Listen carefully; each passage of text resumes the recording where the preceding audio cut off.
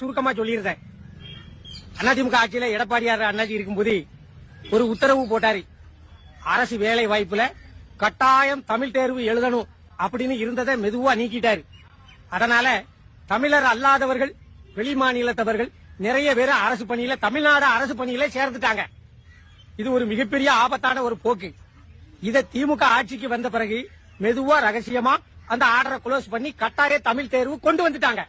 இப்ப அதெல்லாம் தடுக்கப்பட்டிருக்கு. வெளி மாநிலத்திலிருந்து நம்ம தமிழ்நாடு அரசுல பணிபுரிகிற நிலைமை தடுக்கப்பட்டிருக்கு. ஏன்னா இதெல்லாம் திமுக காரன் தான் சொல்லணும், நான் சொல்ல வேண்டிய அவசியம் இல்ல. எனக்கு என்ன நம்ம ஒரு விமர்சனம் பண்ணினா அந்த பையன் இந்த பையனு விமர்சனம் பண்ணுதானுவோ, நம்மள கமாண்ட் பண்ணுதானுவோ, பூரா பேக்கைடி. என்ன இது அவனும் சொல்லணும். ஆனா திமுக காரனுக்கே தெரியாது இந்த உத்தரவு போட்டது. நான் சொல்றேன், இது திமுக வந்த பிறகு செஞ்ச மாபெரும் சாதனை. அப்புறம் 20,000 ரூபாய்க்கு மேல சம்பளம் வாங்குறவா ஸ்கூட்டில போவா வேலைக்கு. என்ன 40,000 ரூபாய் சம்பளம் வாங்குறவா கார்ல போ, கேப் புக் பண்ணி போவா.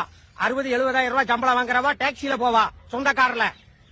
10,000 ரூபாய்க்கு ரத்த பரிசோதனை நிலையத்திலையும், தனியார் கிளினிக்லயும், ஜவுளி கடையிலையும், மத்த ஹோட்டல்ல மத்த மாதிரி வேலைகள் பாக்குற பெண்கள் வெறும் 10,000 ரூபாய்க்கு 12 மணி நேரம் வேலை பாக்குறாங்க. இவங்க எதுல போவாங்க? அதனால மகளிர் பேருந்து ஒரு அருமையான திட்டம். இது முடிஞ்சது. இனி யாருக்கு ஓட்டு போடணும்னு கேட்டிருந்தாங்க. யாருக்கு ஓட்டு போட?